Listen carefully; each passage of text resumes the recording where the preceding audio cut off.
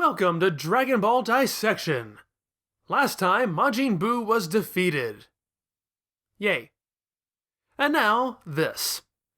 Upon confirming through Goku that Buu is in fact gone, Mr. Satan relays that news to the people of the world. I think it's cute how Videl is embarrassed over her dad taking the credit, even while everyone else who knows better is only concerned with the outcome. I feel like this is the most impact Videl's had on the story in months. When you've been wandering the desert, even a few drops of water seem special. However, it's not long before the celebration ends. Mr. Satan finds the fat Majin Buu and begs Dende to heal him. Oh, but Vegeta's not having that. For some reason. It's not as if he didn't watch this Buu fight on their side or owe his own existence to the forgiveness of others. I don't even know what to feel about this. I mean, in most any other case, I'd be happy because, for once, Vegeta is insisting on being proactive, on playing it safe rather than pushing his ego. It's nice that he's not saying, let's heal him to his full power so I can kill him in honorable one-on-one combat and stretch this out for another few months because that's what Saiyans do. Except when we don't. And he does have a point that Buu is dangerous when his anger can create a murderous monster. But given that it's in the context of, let me just murder this guy while he's unconscious, you see my dilemma here? Anyway, the point is, Vegeta's only written this way because someone has to be unreasonable so that Goku can step in and say, hey, let's do the right thing. Is sparing Majin Buu the right thing? After all, I've gone on and on about Vegeta never having to pay for his heinous misdeeds. Mr. Satan defends Buu by insisting that he only did bad things because bad people made him. The funny thing is that Mr. Satan is saying this without even knowing the extent of Buu's backstory that would further mitigate his culpability. That even the Buu he knows is a composite of various people, most of whom possess no autonomy. It's really hard to say where Buu begins and ends as a person. If Buu had killed people after having absorbed Gohan and the others, I don't think we'd ascribe blame to them for it. They're victims like everyone else. The Buu that is left is heavily composed of the Grand Kaioshin, so is that his responsibility? At some point, though, there is just Majin Buu, and he has done awful things, enjoyed doing awful things. However, I can't help but have some sympathy for him. He was created to do that, raised to do that, and when told it was wrong to do that, he stopped. He is, for all intents and purposes, a young child, and there's only so much responsibility I can foist upon him. Combine that with the fantastical confusion of who Buu could even be considered to be, and I have to say that I'm fine with Buu being granted a reprieve here, becoming Mr. Satan's roommate. Kaioshin raises the probability that Majin Buu living on Earth will cause a panic, so Goku suggests that they could use the Dragon Balls to wipe everybody's memory. Like so many ethical questions in Dragon Ball, it's completely glossed over without a second's thought. It's like the Frieza arc. The wishes are handled through narration, so we never even get to see what exactly it means. It's even more hilariously vague when the narration describes that the people do remember that Mr. Satan saved them from something. Oh, I would love to see how the documentaries and biopics and news stories handle that one. You'd think it would at least come up when Mr. Satan is interviewed. So tell us again how you were feeling when you did that, what is it you did again? Oh well, gotta love those Dragon Balls, right? I guess the best part is that it seems like a completely unnecessary precaution to take given how forgiving and stupid these people seem to be. Remember, they were totally fine with this guy coming back to the tournament, even using the same alias. And as we're about to see, they have no problem with Vegeta competing despite murdering hundreds of people the last time he showed up. And if you're about to go, well, those people all came back to life, well, so did the people Buu killed, so I really don't think they're going to care. In fact, we're going to see that Majin Buu changes his name to Mr. Buu. Frankly, they probably could have gotten away with doing nothing more than that without violating the minds of every person on Earth. These people are just that dumb. After a sweet montage of the characters reuniting, we jump 10 years into the future. But before we do that, let me just remind all of you that Dragon Ball GT is coming to Dragon Ball Dissection. Look, I don't like interrupting the video either, but when I put it at the end of the video, it turns out only a third of you were watching. So, obnoxious is my only recourse. This whole end of the original series thing is sad and terrifying enough already without 2/3 of you jumping ship because you think Dragon Ball Dissection's about to end. It's not! I just want to make sure everyone's emotional for the right reasons. The original series isn't even ending today. But after it does, we're doing DBZ Movie 13, we're concluding DBD TV with the Boo arc, and then we have a whole new series, Dragon Ball Dissection for Dragon Ball GT. I'm gonna be here for a while, and I hope you'll share it with me. So here's the thing about Dragon Ball's ending. It's very much a short epilogue, but it's basically set up like the start of a new arc. A bunch of skimmed over narration about Dragon Ball wishes followed by a mid-chapter time skip? That's exactly how the Frieza arc ends. A mysterious new powerful fighter with a mohawk appearing at the Tenkaichi Budokai? That's exactly how the Boo arc begins, after abandoning all of that great Saiyaman stuff, that is. It's a glimpse into a world that shuts us out, and forces us to imagine how it continues. It tantalizes us by throwing out all these new designs for characters, most of whom really aren't going to be doing anything in these last 2 chapters. As such, I'm going to analyze it the same way I would any portion of a new arc, and worry about looking at it as an ending next time. But I do listen to you guys, and I've had a surprising amount of people asking for this, so let's do it. It's time for the 1995 Dragon Ball Fashion Extravaganza! Now, there are a lot of new characters here, and like I said, most of them have next to no role in the story. Also, I have a lot of ground to cover. Therefore, I'm not going to talk about every character, but even if you guys weren't asking for it, it's hard to ignore this entirely. The story stops itself by opening chapter 518 with a full page reintroducing 20 characters. The convenient aspect of this is that it provides a quick look at all of the characters' new appearances. The inconvenient aspect for what you're asking of me is that it's nothing but their heads. And for some of these characters, this is the most focus they get. In other words, there aren't a lot of good shots of fashion here, but I'll do what I can. Someone whom I'll have no trouble discussing is the man himself, Son Goku, who finally makes a clean break from the Turtle School more than a quarter of a century after the Turtle Man refused to give him a uniform. Honestly, it's about damn time. Yes, the Kame Dogi will always be my favorite, but it's great to see Goku finally get a new look, one that vaguely seems to call back to his original outfit. A lot of people really seem to like this one, and so do I, even if not to the extent that others do. But it does come across as baggier and more comfortable, perfect for a martial arts badass grandpa. Son Gohan is one of the first characters we see after the time skip, and wow, nothing says I don't know what a scholar does, but I sure am one, like the addition of glasses, a nerdy pencil tucked behind the ear, and accessorizing with a stack of generic books. What does Gohan study or research? Who knows? He's a scholar. He does scholarly things. That's all that matters. And apparently we're to assume he went his whole childhood with an undiagnosed visual disorder because glasses! It's totally not just a visual cue that he's a nerd. Yeah, I'm still bitter about that. But as far as Clark Kent knockoffs go, I have to say he does look pretty good here. Kame Sennin has shopped around different sunglasses in the past, but now he's traded in his usual style of shades for this futuristic-looking visor. It's like he thinks he's Doc Brown in 2015 or something. Remember when we all wore those? Honestly, that's about all that sticks out to me about fashion, so let's switch gears to the 1995 Dragon Ball Aging Extravaganza. Wow, Kuririn. He's only 48 years old, but he looks about 70.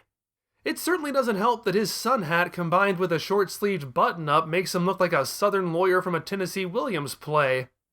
Moving right along to the 1995 Dragon Ball Naming and Appendages Extravaganza, we have Maron. I have nothing to say about her clothes because we never see them in any detail. I'm just excited that Kuririn's daughter finally has a name, taking after the chestnut naming scheme of her dad. It's French. Since the Garlic Jr. arc is not part of the series, I doubt Toriyama was referencing Kuririn's filler girlfriend, who probably doesn't even exist. It's just the obvious play on words to connect the characters to Kuririn. And for what it's worth, they're spelled differently, further situating it into the realm of coincidence. But she's not just taking influence from her father. Maron decides to be more like her mom by growing a nose. Look at that nose! She has a nose now! Someone else who gained a name is Bei, the puppy of Pathos who has now grown into an old dog. The joke here is tied into Japanese alphabetical order. All sounds are arranged as a, I, U, A, O. So next to Boo is Be. That's why Majin Buu names his dog Bei. Finally, we conclude this story-induced detour with the 1995 Dragon Ball Hey, You Exist Now! Extravaganza! Trunks now has a little sister named Bra. With briefs, bloomers, and trunks, the naming scheme here should be obvious. It's good that she's introduced in this cutaway page because she has absolutely no role in the story whatsoever. Most people probably wouldn't notice she exists if this page didn't take the time to acknowledge her. The same definitely cannot be said for Pan, the daughter of Gohan and Videl, who very much does play a prominent role in what little of Dragon Ball is left. Pan is the Japanese word for bread, and since Gohan has endured many rice jokes at his expense over the years, the pairing makes sense. At any rate, 10 peaceful, uneventful years have passed since the battle with Majin Buu. Nothing of any note has happened. Bulma hasn't seen Goku in 5 years. There have certainly been no catastrophes or transformations or gods in any of the intervening years. Or at the very least, none that were terribly interesting. The point is, Vegeta and Bulma have decided to pay a visit to old Son-kun, apparently because they somehow found out he intends to enter the Tenkaichi Budokai. The dads force Goten and Trunks to compete too. Not Gohan though, I guess because he has a pencil behind his ear now. He could accidentally stab himself with it. But while the two teens aren't terribly interested, Goku's granddaughter Pan totally is, returning from having flown around the world. At the tournament, we find out the con Mr. Satan and Mr. Buu have been perpetuating all these years. Mr. Satan has now been named the Super Champion. That means he doesn't even have to fight until the very end when everyone else has scuffled through brackets and preliminaries and finals. Mr. Buu always wins the actual tournament and then throws the final fight to Satan. And Goku and the others are totally on board with this, assuring Mr. Satan they will do the same if it comes to that. Apparently it's how they keep stocked up on money. Wow, this tournament is completely pointless and corrupt now. Honestly, I don't even care. What bugs me the most about the 28th Tenkaichi Budokai is the fact that, not counting Mr. Satan, there are 12 finalists. 12 finalists is a very stupid number for a tournament. 8 works because 8 is a perfect cube of 2. 16 works because 16 is 2 to the 4th power. In other words, they perfectly reduce to 2, which is something you kinda need to get to a final one-on-one match. With 12 though, after the first round you're left with 6. After the second round you're left with 3. That is not helpful. The only way to make that work, which the lineup shows, is to seed 2 of the brackets so that whoever wins those gets 1 fewer match than the winner of the other 4 brackets. That's not fair. It's not necessary. It's also not remotely important because we're never going to see how this tournament shakes loose because it only exists to set up the ending. But it's bugged me for over 20 years and I've never seen anyone talk about it. I think we could have dropped 2-second red herring, unconscious jackass, poultry enthusiast, and sexual harassment leather daddy without really missing anything. Then again, I guess having some random flavor makes it less immediately obvious that this tournament is just a ruse, and I suppose Toriyama just didn't have it in him to design 4 more weird stereotypes. Hey, might as well bring back a few established faces to get to 16. Could have put number 18 or Videl in there since they seem to enjoy competing. Oh wait, they're mothers. They're not allowed to do anything fun. Anyway, just to further drive in how meaningless this tournament is except as a conduit for Goku to get his jollies, he's only interested in fighting this mysterious new person in the first round when they're both unblemished. As such, he requests that Mr. Buu use his magic to adjust what numbers the competitors draw. Oh, look at that! It's a perfect opportunity to have included Chaozu. That used to be his thing. It would even finally provide a chance for Goku and Chaozu to talk to each other. But no, we have a better friend now, and he's better because he can punch things harder than you. The lesson, as it has always been, is that nobody cares about Chaozu. But one day he'll make you pay for your impertinence, and I will just stand back and laugh. Because I care about him. The end result of this tomfoolery is that Goku reveals that the secret special guy is this little mohawked boy. This blows Vegeta's mind far more than it should considering he just saw a 4-year-old who won the genetic lottery circumnavigate the globe. It turns out that right before Goku defeated Buu, he wished Buu could be reincarnated as a good guy so Goku could fight him again. Enma decided Goku deserved a special treat and did just that. And thus we get Oob, or Buu spelled backwards. Technically speaking, because of how Japanese phonemes work, his name is actually Ubu. I really only bring it up because I remember when I was a kid, everywhere I saw called him that. I certainly didn't understand why, but I just went with it. I also bring it up because it allows me to make this reference that nobody born after 1989 is ever going to get. Sit, Ubu, sit. Good dog. Woof. First things first though, Pawn enters her match against Mo Keko. It's Kuririn's fight against Punter. It's pretty much exactly the same. There's some uppity huge guy who thinks he's better than everybody until he gets slapped around by the tiny unassuming hero. Hey, if it ain't broke. And the best part is Mr. Satan worrying over her. It's a nice new dimension to his character that he's overprotective of his granddaughter. That brings us to the second and ultimately final match between Goku and Oob. Oob is cast somewhat in the Namu role in that he is poor and needs the prize money to survive. Goku quickly realizes that Oob has far too much stage fright to actually fight, and so goads him by insulting him and his parents. I can't deny it makes me sad to see Goku act this way, even if it is kinda cute and funny and juvenile. They fight for 2.5 pages until Goku realizes Oob can't fly. So that's the end of that. Goku decides he wants to train Oob, and he doesn't care how many family members he has to alienate in order to do that. Bye, losers! Bye, granddaughter who follows me wherever I go. This kid I just met is more interesting than you. Well, at least before he gives Oob's family another very huge mouth to feed, he promises Oob a whole bunch of Mr. Satan's money. While Goku talks about training up the next generation to save the world, Vegeta knows it's a hollow message. After all, he's read the Majin Buu arc. He knows that's never going to go anywhere. But he also knows what Goku admits to Oob, that he gets excited fighting someone so strong. And so the two fly off as the narration says that these are the last adventures of Goku and his friends that we get to see. And while there will be trouble, everything will be okay because of the Dragon Balls. Or maybe it happened like this. And so Goku calls Kinton, and Oob immediately proves himself adept at writing it. He has become the true successor to Son Goku. As the two fly off, the narration says that these are the last adventures of Goku and his friends that we get to see. And while there will be trouble, everything will be okay because of these incredible guys. Oh, and then Vegeta gets all pissy because he'll be the one to defeat Kakaroto. No, we didn't skip the track into a Dragon Ball Z movie. In the early 2000s, Dragon Ball was re-released in a Kanzenban, or Perfect Complete Edition format, which tweaked the ending of the story, among other things. The last volume in particular saw a lot of redrawing compared to the rest of the series, as Buu's defeat was slightly expanded in a way that's barely even noticeable if you don't know to look for it. However, the ending is a relatively big difference. Honestly, I don't agree with Toriyama redrawing it.